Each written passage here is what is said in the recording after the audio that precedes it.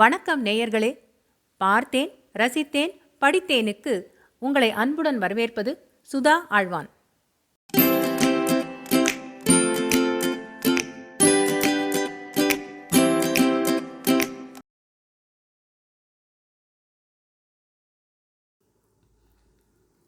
அமரர் கல்கியின் சாகித்ய அகாடமி விருது பெற்ற அலை ஓசை பாகம் 4 பிரளயம், அத்தியாயம் 22.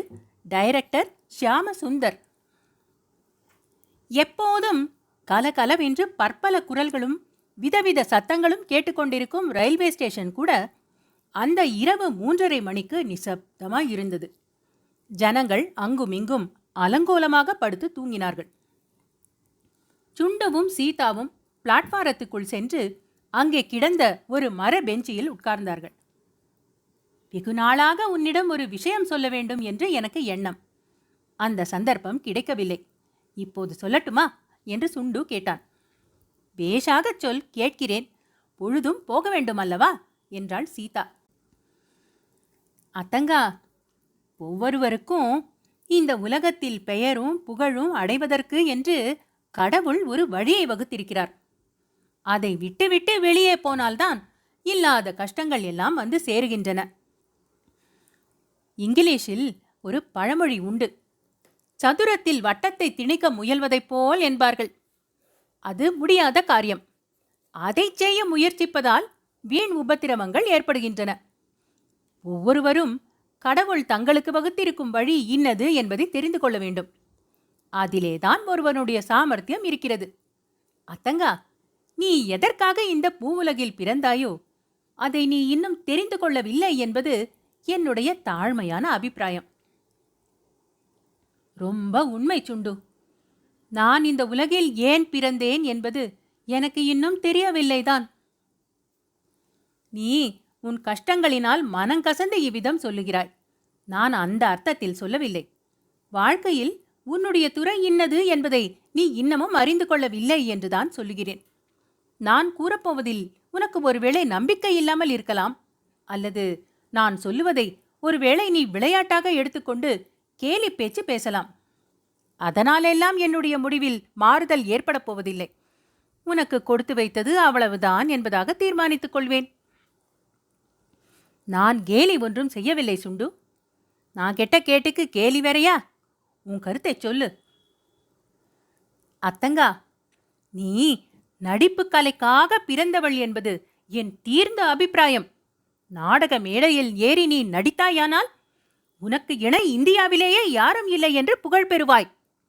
சினிமா துறையில் பிரவேசித்தாயானால் கிரெட்டா கார்போவையும் ரீட்டா ஹேவர்த்தையும் நார்மா ஷியரையும் போல உலக பிரசித்தி அடைந்து விடுவாய். உன்னுடைய முகத்தை கடவுள் சினிமா திரைக்கு என்றே அமைத்திருக்கிறார். சீதாவின் உள்ளத்தில் பழையபடி சபலம் முளைவிட்டு எழுந்தது. சுண்டுவின் சமத்காரமான பேச்சு அவளுடைய தற்பெருமை உணர்ச்சியை தூண்டிவிட்டது. இதுவரையில் என்ன அழகானவள் என்று யாருமே சொல்லவில்லை. எனக்கும் வயது 28 ஆகப் போகிறது. நீதான் முதலாக சொல்கிறாய் என்றாள். நானும் உன்னை அழகி என்று சொல்லவில்லை. அழகி யாருக்கு வேண்டும் அத்தங்கா? பெரும்பாலும் அசடுகள் தான் அழகாயிருப்பார்கள். அழகு வேறு, முகத்தில் ஜொலிக்கும் அறிவின் கலை வேறு. நாடக மேடைக்கும் சினிமா திரைக்கும் வேண்டியது அழகு அல்ல, முகவெட்டுத்தான் வேண்டும். அது உன்னிடம் இருக்கிறது என்றான் சுண்டு. என் முகத்தில் ஒரு வெட்டுக்காயம் கூட இல்லையே சுண்டு. பார்த்தாயா, கேலி செய்கிறாயல்லவா? அதனால்தான் உன்னிடம் சொல்ல தயங்கினேன். கோபித்துக் கொள்ளாதே சுண்டு. நான் கேலி செய்தது தப்புதான். மேலே நீ சொல்ல உத்தேசித்திருந்ததை சொல்லு. வெள்ளித்திரைக்கு மிகவும் பொருத்தமான முகவெட்டு உனக்கு இருக்கிறது. இந்த முகவெட்டை கொண்டு நீ உலகத்தையே வென்றுவிடலாம். முகவெட்டு மாத்திரமல்ல, உள்ளத்தின் உணர்ச்சிகளை எல்லாம் தெள்ள தெளிய முகத்தில் வெளியிடும் சக்தியும் உனக்கு இயற்கையாகவே அமைந்திருக்கிறது. நீ சம்பாஷணை செய்யும் போதும் மேடையில் பிரசங்கம் செய்யும் போதும் நான் கவனித்து பார்த்திருக்கிறேன். ஆத்திரமோ கோபமோ சோகமோ மகிழ்ச்சியோ எந்த உணர்ச்சியானாலும் உன் முகத்திலே பளிச்சென்று தெரிகிறது. நீ வாய் திறந்து பேச வேண்டிய அவசியமில்லை. உன்னுடைய கண்கள் பேசுகின்றன, உன் புருவங்கள் பேசுகின்றன, உன் நெற்றியின் சுளிப்பு பேசுகிறது. உன் உதடுகளின் துடிப்பு பேசுகிறது. இது மாத்திரம்தானா? உன்னுடைய நடையின் அழகை பற்றி உனக்கு யாராவது சொல்லியிருக்கிறார்களோ என்னவோ தெரியவில்லை. உன் நடை அழகோடு எந்த ஹாலிவுட்டின் சினிமா நட்சத்திரத்தின் நடை அழகையும் ஒப்பிட முடியாது. அன்னப்பட்சி தண்ணீரில் கிளைடு பண்ணுவது போல நீ நடக்கிறாய். நம்முடைய நாட்டு பழங்கால கவிகள் அன்ன நடையை பெண்களின் நடையோடு ஒப்பிட்டிருப்பதின் பொருத்தம் உன்னுடைய நடையை பார்த்த பிறகுதான் எனக்கு தெரிந்தது. இன்றைக்கு கூட நான் உனக்கு கொஞ்சம் பின்னாலேயே வந்து கொண்டிருந்ததின் காரணம் அதுதான். உன் நடையின் அழகை பின்னாலிருந்து பார்த்து கொண்டே வந்தேன். இந்த மாதிரி நடையுள்ளவள் ஒருத்தியை ஹாலிவுட் டைரக்டர்கள் கண்டால் விடவே மாட்டார்கள். தலையில் தூக்கி வைத்துக் கொண்டு கூத்தாடுவார்கள். ஏ சுண்டு, நீ மட்டும் என்னை விட 4 வயது பெரியவனாயிருந்து என்னை கல்யாணம் செய்து கொண்டிருந்தால் எனக்கு இந்த மாதிரி கஷ்டம் எல்லாம் ஒன்றும் வந்திராது. அத்தங்கா, முதலிலேயே நான் சொல்லிவிட்டேனே, காதல் கல்யாணம் இதிலெல்லாம் எனக்கு நம்பிக்கை இல்லை என்று. உண்மையில் எனக்கு கல்யாணம் ஆகிவிட்டது. கலைத்தேவியை நான் மணந்து கொண்டு விட்டேன். வேறு மானிட பெண்ணை கல்யாணம் செய்து கொள்ளும் உத்தேசமே எனக்கு கிடையாது. நீ எதற்காக பிறந்தாய் என்பதை நான் தெரிந்து கொண்டிருப்பது போலவே நான் பிறந்த காரணத்தையும் நான் தெரிந்து கொண்டிருக்கிறேன். இந்தியாவில் சினிமா கலையை உதாரணம் செய்வதற்காக நான் பிறந்தவன். தென்னிந்தியாவில் அறிவாளிகள் எத்தனையோ பேர் உண்டு. ஆனால் அவர்களில் யாரும் இதுவரையில் சினிமா கலையில் கவனம் செலுத்தவில்லை. அசடர்களும் தூர்த்தர்களும் பிழைப்புக்கு வழியில்லாதவர்களும் தான் சினிமாவுக்கு வந்திருக்கிறார்கள். ஏதோ BA பரீட்சையை முடித்து தொலைக்க வேண்டும் என்பதற்காக படிக்கிறேன். BA பாஸ் செய்ததும் சினிமா துறையில் இறங்குவேன். நீயும் என்னோடு ஒத்துழைத்தால் தென்னிந்தியாவை மட்டுமல்ல, இந்தியாவை மட்டுமல்ல, உலகத்தையே நாம் வெற்றி கொள்ளலாம். நான் இன்றைக்கு சொல்லுகிறேன் கேள். டைரக்டர் சியாமசுந்தர் எடுக்கப் போகும் முதல் படம் உலக பிரசித்தி அடையப் போகிறது. ஹாலிவுட் அகாடமி பரிசு அதற்கு நிச்சயம் கிடைத்தே ஆக வேண்டும். சுண்டு, டைரக்டர் சியாமசுந்தர் என்பது யார்? யாரா? நான் தான். என்னுடைய முதல் படத்தில் நீ கதாநாயகியாக நடிக்க ஒப்புக்கொண்டால் நான் சொல்ல முடியாத சந்தோஷம் அடைவேன். என்னால் நீ எவ்வளவு பெயரும் புகழும் அடையப் போகிறாய் என்பதை நீயே பார்க்கப் போகிறாய். சீதாவின் உள்ளத்தில் முதலிலேயே சபலம் ஏற்பட்டிருந்தது. இப்போது அது கொழுந்துவிட்டு எரிந்தது.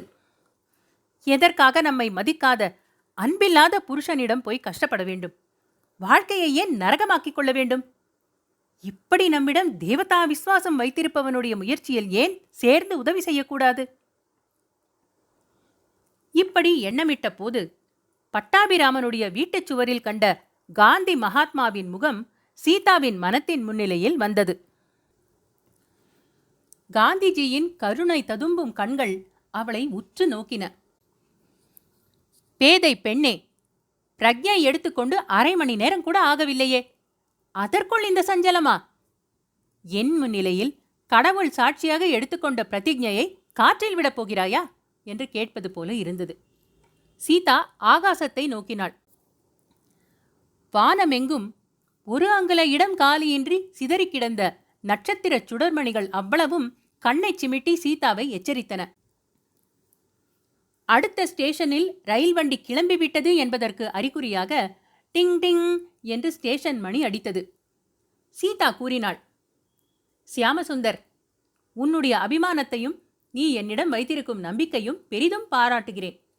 ஆனால் 1 மணி நேரத்துக்கு முன்னால் நான் ஒரு பிரதிஜை எடுத்துக்கொண்டேன். என்னுடைய கணவருக்கும் எனக்கும் ஒத்துக்கொள்ளவில்லை என்றும் அதனாலேதான் எனக்கு இந்த கஷ்டம் எல்லாம் வந்தன என்றும் உனக்கு தெரியும் அல்லவா?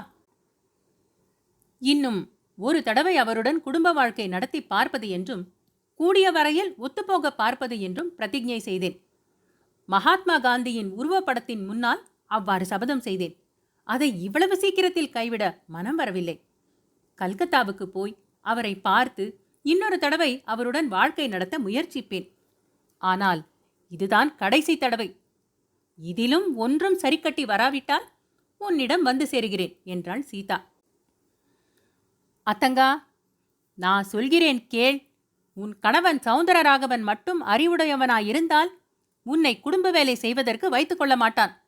சினிமா கலைக்கு உன்னை அர்ப்பணம் செய்வான். குடும்ப வேலை பார்க்க 1,00,000 கோடி ஸ்திரீகள் இருக்கிறார்கள். ஆனால் வெள்ளித்திரையில் நடித்து பெயர் வாங்க கோடியில் ஒருவராலேதான் முடியும். அது போனால் போகட்டும். உன் தலைவிதியின்படி நடக்கிறது. இப்போது என்னை என்ன செய்ய சொல்கிறாய்? உன்னோடு கல்கத்தாவுக்கு வரட்டுமா, மதராஸ் வரையிலாவது வரட்டுமா? வேண்டாம் ஷியாம் சுந்தர். உன்னோடு பேசிக்கொண்டே போனால் என்னுடைய சஞ்சல மனது மாறிப்போய்விடும். இங்கேயே டிக்கெட் வாங்கி கொடுத்து பெண் பிள்ளைகள் வண்டியில் என்னை ஏற்றிவிட்டுவிடு, அதுவே போதும் என்றாள் சீதா.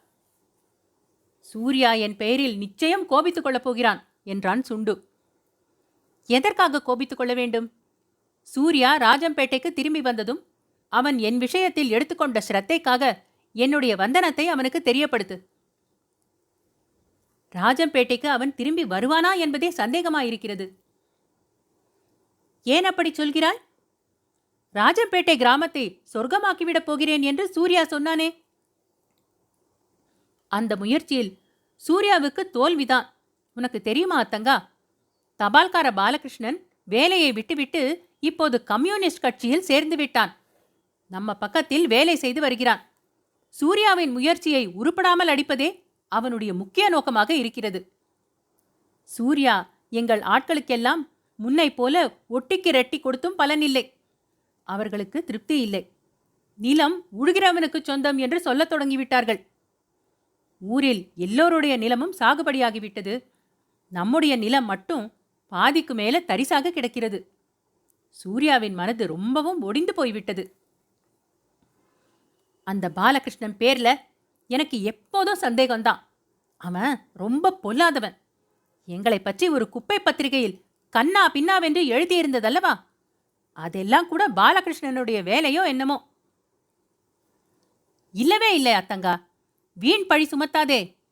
பாலகிருஷ்ணனிடம் வேறு என்ன குற்றம் இருந்தாலும் உன்னை பற்றிய அவதூறு அவன் எழுதவில்லை. உன்னிடம் அவனுக்குள்ள மதிப்பையும் அபிமானத்தையும் பலமுறை என்னிடம் தெரிவித்திருக்கிறான். உன்னை கம்யூனிஸ்ட் கட்சியில் சேர்க்க வேண்டும் என்று அவனுக்கு ரொம்ப ஆசை. அந்த மட்ல சந்தோஷந்தான். உன்னை பற்றி துண்டு பிரசுரம் போட்டதும் மஞ்சள் பத்திரிகையில் எழுதியதும் யார் என்று எனக்கு தெரியும்.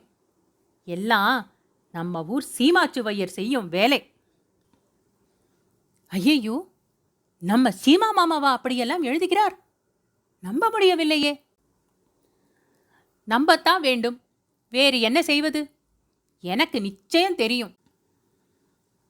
பிளாக் மார்க்கெட்டில் இவ்வளவு நாள் சம்பாதித்தது சீமா மாமாவுக்கு போதவில்லை. அவருக்கு வேண்டிய ஆசாமி சேர்மனாக வர வேண்டும் என்று ரொம்பவும் பாடுபட்டார். அப்படி வருவதற்கு நீ தடையாயிருந்தாய். அதனாலேதான் அவ்விதமெல்லாம் எழுத பண்ணினார். ஒரு நாளைக்கு என்னிடம் சீமா மாமா சிக்கிக் கொள்ளப் போகிறார். அப்போது செம்மையாக அவருக்கு புத்தி கற்பிக்கப் போகிறேன். அதெல்லாம் ஒன்றும் வேண்டாம் சுண்டு. ஏதாவது எழுதிவிட்டு போகட்டும். அவர் மேல எனக்கு இல்லாத கோபம் உனக்கு என்னத்திற்கு? உனக்கு கோபம் இல்லை என்றால் நான் விட்டுவிடுவேனா? ஒரு கை பார்க்கத்தான் போகிறேன். அத்தங்கா, நீ மட்டும் இங்கு இருந்திராவிட்டால் அத்திம்பேருக்கு ஒரு நாளும் சேர்மன் வேலை ஆகியிராது. அதை என் அம்மாவும் அக்காவும் எண்ணி பாராததை நினைத்தால் எனக்கு வருத்தமாயிருக்கிறது. அம்மா எப்போதும் ஒரு மாதிரி என்பது தெரிந்த விஷயம். லலிதா எதனால் இவ்வளவு கொடுமையுள்ளவளாகிவிட்டாள் என்பதுதான் தெரியவில்லை. உன்னை அர்த்த ராத்திரியில் வீட்டை விட்டு கிளம்பும்படி செய்துவிட்டாளே. லலிதாவை பற்றி ஒன்றும் சொல்லாதே சுண்டு. அவளைப் போல உத்தமி உலகத்திலேயே கிடைக்க மாட்டாள். என்னுடைய காலத்தின் கோளாறு நான் இப்படி கிளம்ப வேண்டி ஏற்பட்டது. தூரத்தில் ரயில் வரும் சத்தம் கேட்டது. சில நிமிஷத்துக்கெல்லாம் புஃப் புஃப் என்று புகைவிட்டு கொண்டும் கிரீச் என்று கத்திக்கொண்டும் ரயில் வந்தது. பெண் பிள்ளை வண்டியில் சீதா ஏறி உட்கார்ந்து சுண்டுவிடம் விடை பெற்றுக் கொண்டாள். அத்தியாயம் 22 டைரக்டர் ஷியாமசுந்தர் நிறைவுற்றது. அன்பான நேயர்களே, இது போன்ற மேலும் சுவையான கதைகள் மற்றும் கட்டுரைகள் கேட்க பார்த்தேன், ரசித்தேன், படித்தேன் எங்கள் சேனலுக்கு சப்ஸ்கிரைப் செய்யுங்கள். பொன்னியின் செல்வன், சிவகாமியின் சபதம், பார்த்திபன் கனவு போன்றவை பிளேலிஸ்டுகளாக வரிசைப்படுத்தப்பட்டிருக்கின்றன. ஏனைய பிற கதைகளையும் நீங்கள் கேட்டு மகிழலாம். தமிழ் கதைகள் கேட்க ஆர்வம் உள்ள உங்கள் குடும்பத்தார் மற்றும் நண்பர்களிடம் பகிருங்கள். மிக்க நன்றி.